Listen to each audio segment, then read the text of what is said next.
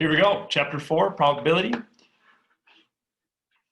Basically, two things that we're going to review and preview and talk about. Rare event rule for inferential statistics is going to be very important as we continue through the chapters. Basically, you can think of things where you have a 5% probability or less as being kind of an unusual probability, or basically an unusual or very low probability of something occurring.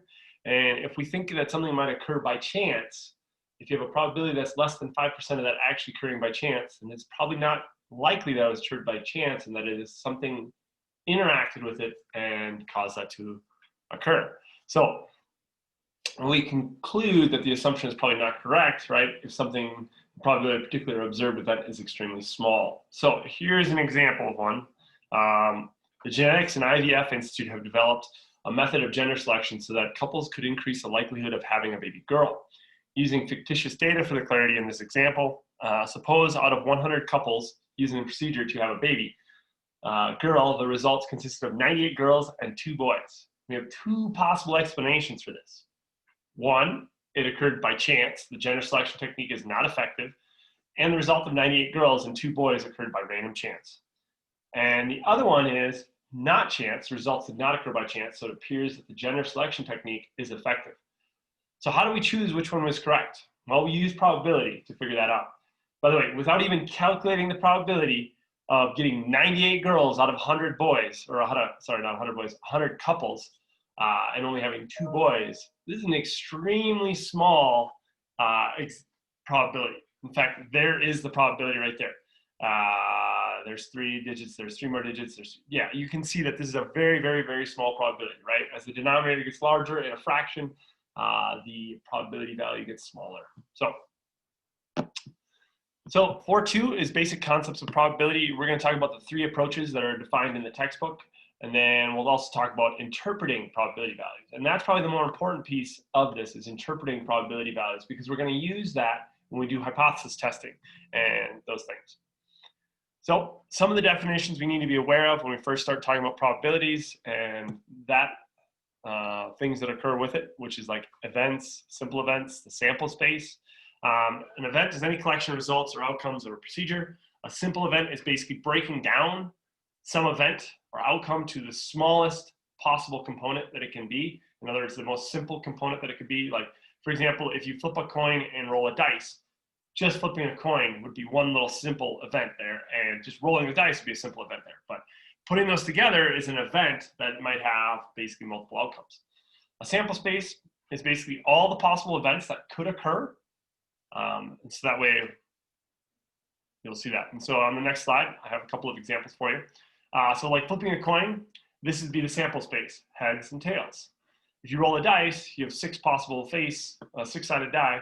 You have 6 possible faces that could come up on the roll. If we want to do a little more complex one, where we have 3 births, so an example could be 2 girls and 1 boy. So you could have girl, girl, boy, girl, boy, girl, boy, girl, girl. The sample space would be girl, girl, girl, girl, girl, boy, boy, girl. Yeah, you get the point. So there is 8 different events that occur in that sample space. And so the probability of having basically 2 girls and 1 boy is 3/8, by the way. You'll see that here in a little bit too. So some of the notation that we need to become familiar with is P. We're going to denote a probability. So for example, the probability of A denotes the probability of event A occurring. And then we might have defined events like A, B, and C. You might say, for example, this is the probability that a tails comes up on the flipping of a coin. The probability of heads comes up. And so sometimes you define it that way. When you guys get used to writing these down, it's really important to define what the event is and then say the probability of that event. It'll make your life easier as we go into more complex probabilities. Basic rules for computing probability. First one is the relative frequency approach.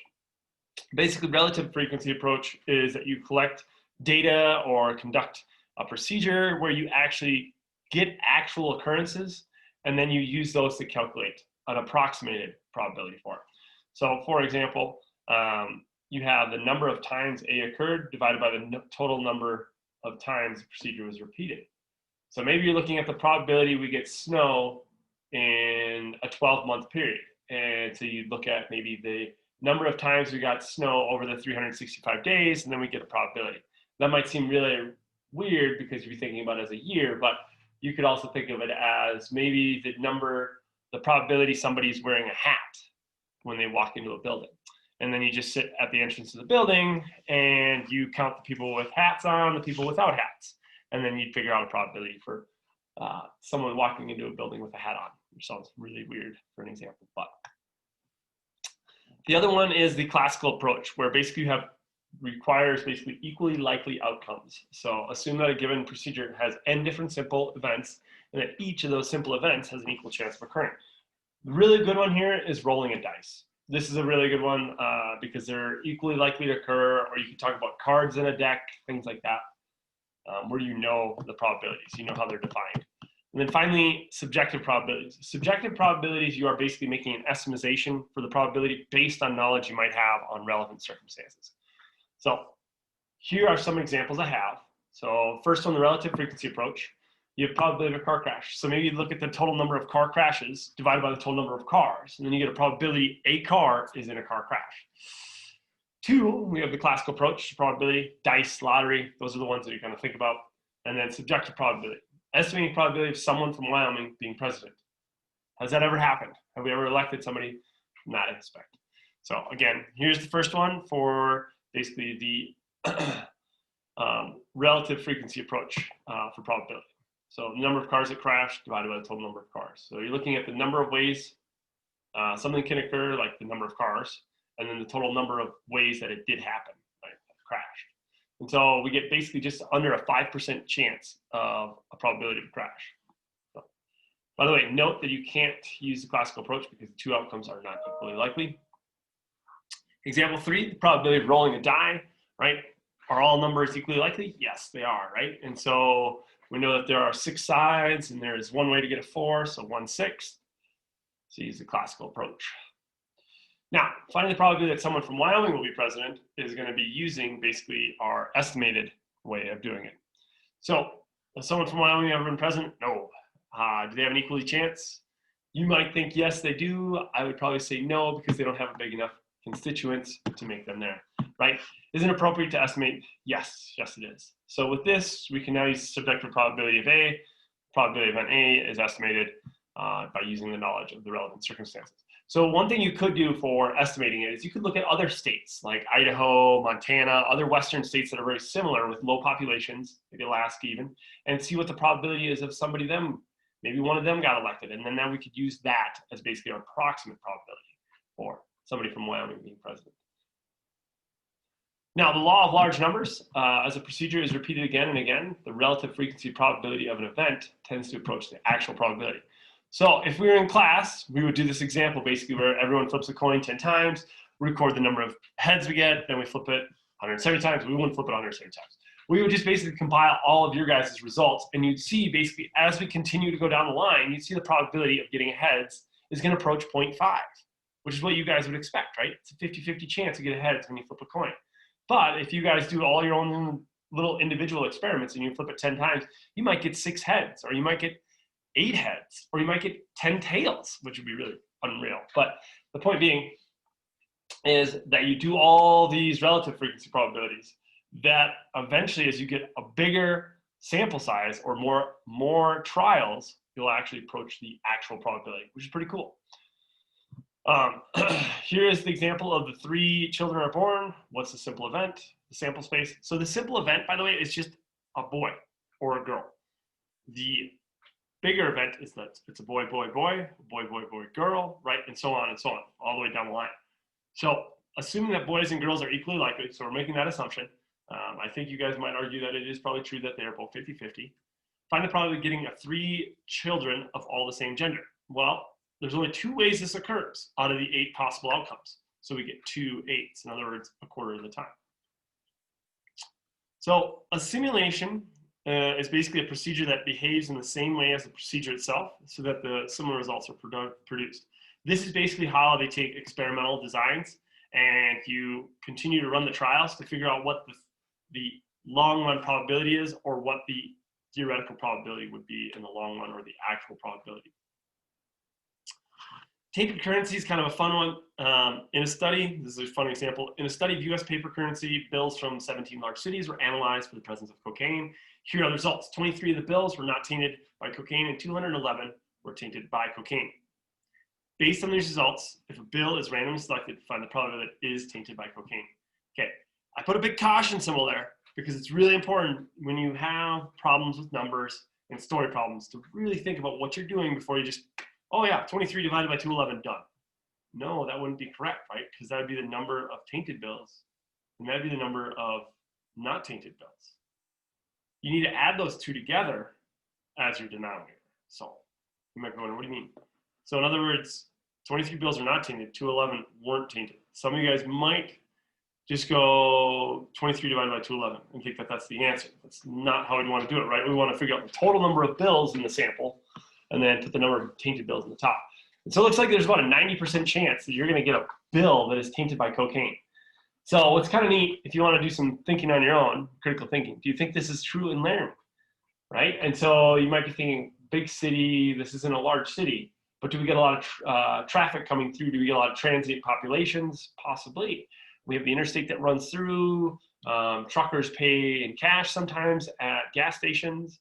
If you want to go into healthy distraction later, feel free to go look at Wikipedia and contaminated currency. It's pretty crazy what's out there. So here's an example of probability limits. So probabilities are going to lie between 0 and 1. And right now you might be thinking, what do you mean by that?